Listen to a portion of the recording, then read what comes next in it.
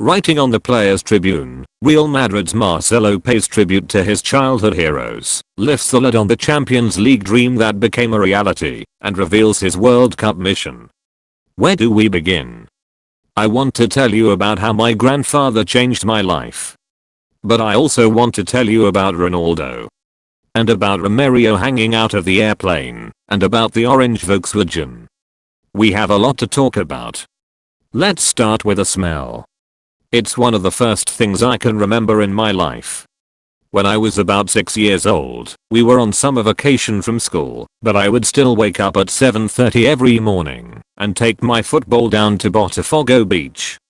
That's in Rio, where all the best footballers come from. There was this park by the beach with a futsal court and a little slide for kids, and there would always be the same old guy yelling out to the people parking their cars, $1. $1. $1. He would protect your car for $1. I remember the sound of his voice, but mostly I remember the smell of the earth. There was a broken drain pipe that used to dump water all over the soil on one side of the court, turning it into muck. So every morning, when I walked down to the park, I'd smell that smell, man. The court was the territory of the Botafogo FR fanatics. Some days I would show up, and they had taken it over, so I'd have to kick around on the side by myself. Other days I'd show up and nobody would be playing at all. It didn't matter, little Marcelito was out there every day. I have a profound memory of the smell, and the feeling of the ball at my feet. I realized something that is still true for me. Whenever you have a ball at your feet, you can't be mad. You don't even need people to play with. It's all about the ball. That same summer, the '94 World Cup was going on in America. In Brazil, right before the World Cup begins, everybody in the neighborhood goes outside in the streets and paints murals to celebrate. Everything gets covered in green, blue, and yellow, the streets, the fences, the walls, people's faces. This is such a special memory for every little kid in Brazil. I was reading Ronaldo's story the other day, and he was talking about how he went out into the street before the '82 World Cup and helped paint a mural of Zico. Well, guess what, Ronaldo? If you're reading this, when I was 6 years old, my friends and I painted your face onto our street. You were our hero. It is a memory that really sticks in my heart. It's funny what you remember about life. I don't remember much about watching Brazil win the final. That's all kind of a blur. But I have a very clear memory of this one specific photo on the front page of the local newspaper. The national team had just flown home, and Romario was literally hanging out the front window of the airplane cockpit, waving a huge Brazilian flag, like he had just conquered the world for us. I remember seeing that photo, and feeling like my heart was going to explode with pride. I thought, my god, I need to do that someday. Of course, this was a ridiculous dream for a lot of reasons.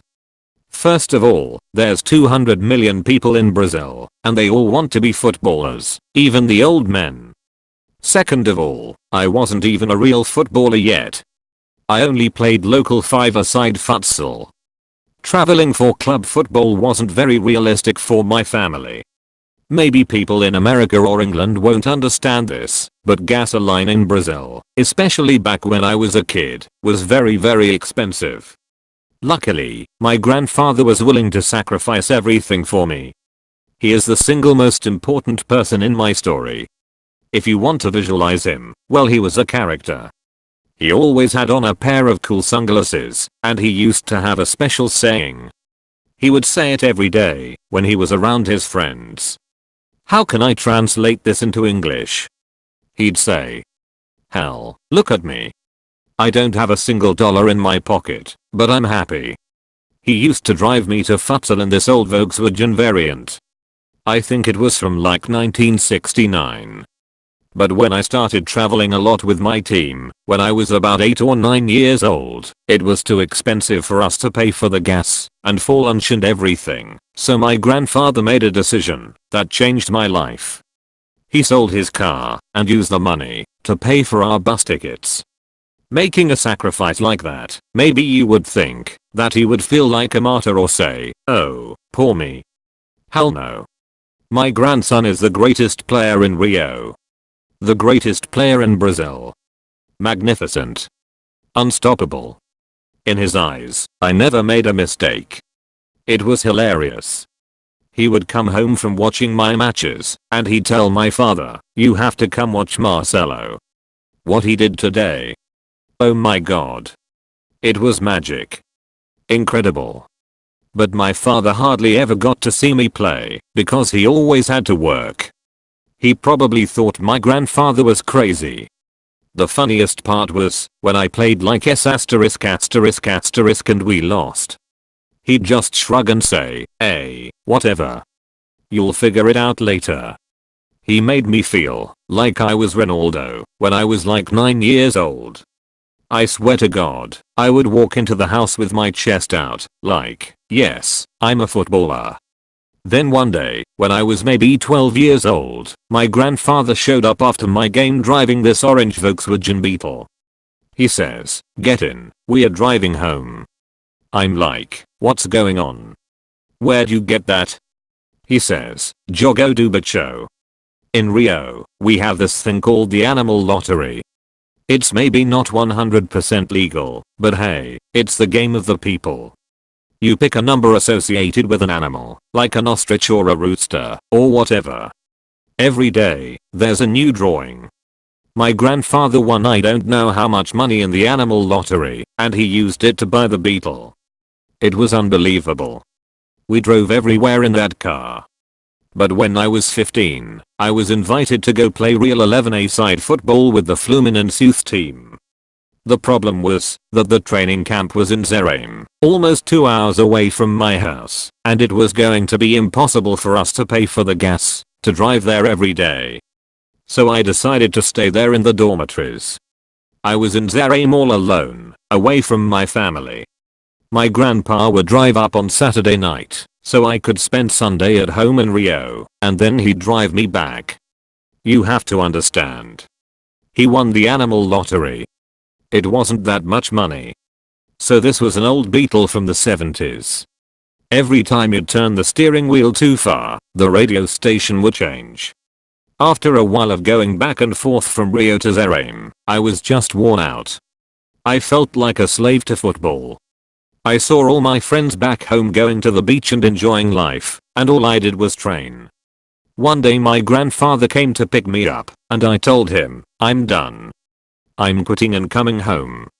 He said, "No, no, no. You're not doing that. After everything we have fought for."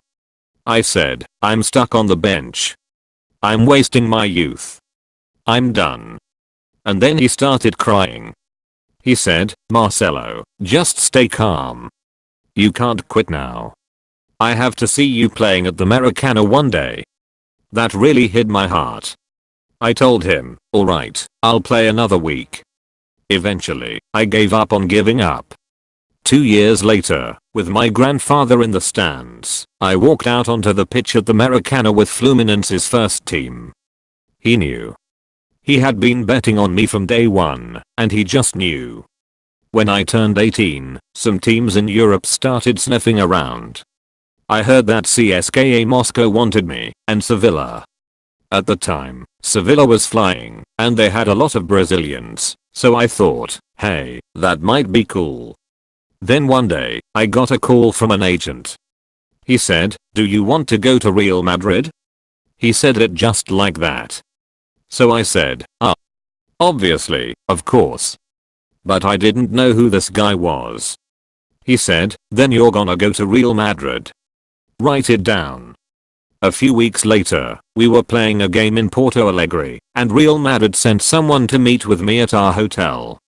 So I go down into the lobby and this gentleman introduces himself. But he's not wearing a real badge. He doesn't hand me a card or anything. And then he starts asking me these questions like, "Do you have a girlfriend?" I say, yes."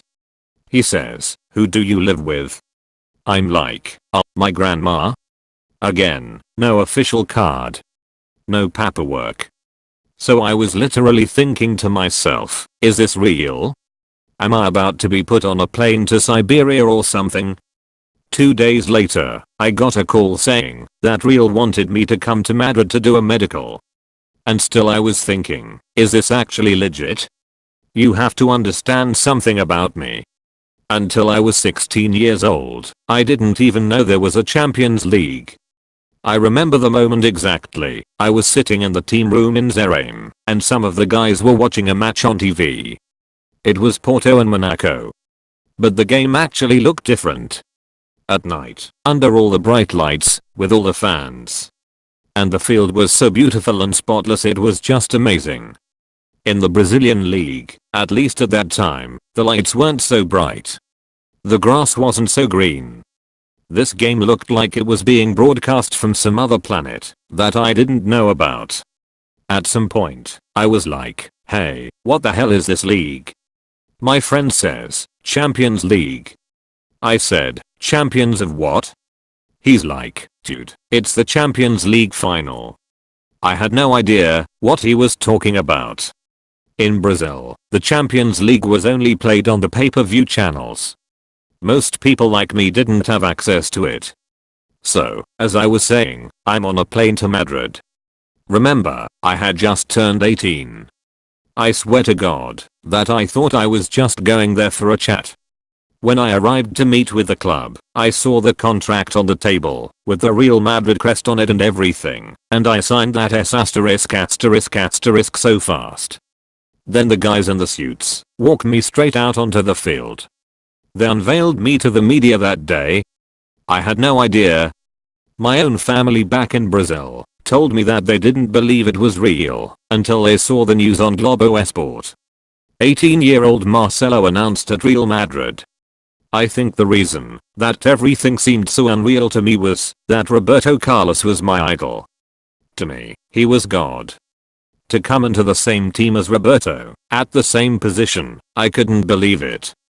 Walking into that locker room, you had Robinho, Cicinho, Jolio Baptista, Emerson, Ronaldo, Roberto Carlos. Then of course Casillas, Raul, Beckham, Cannavaro. Little Marcelito walked in there like, OS ******. I only know these guys from video games. They could have eaten me alive. But let me tell you something important about Real Madrid. It is a special club in this way. Roberto Carlos walked up to me the first day and said, here's my phone number. You need anything, you call me. My first Christmas in Madrid, he invited my wife and I over to his house with his whole family. This guy's my idol, and we are fighting for the same position at left back. Most guys wouldn't have done that for the young kid. But that's Roberto Carlos. He was confident. That's the sign of a true man. I took inspiration from him on the pitch too. Roberto Carlos would go up and down that left wing like a beast. Whether you love me or you hate me, you know what you're getting when I'm out there. I love to attack. No, not just attack. Attack, you know? And then later on, in the back. If we got a problem, we'll fix it. We'll figure it out. But first, we attack. You can only play with this kind of freedom if you have a good understanding with your partners.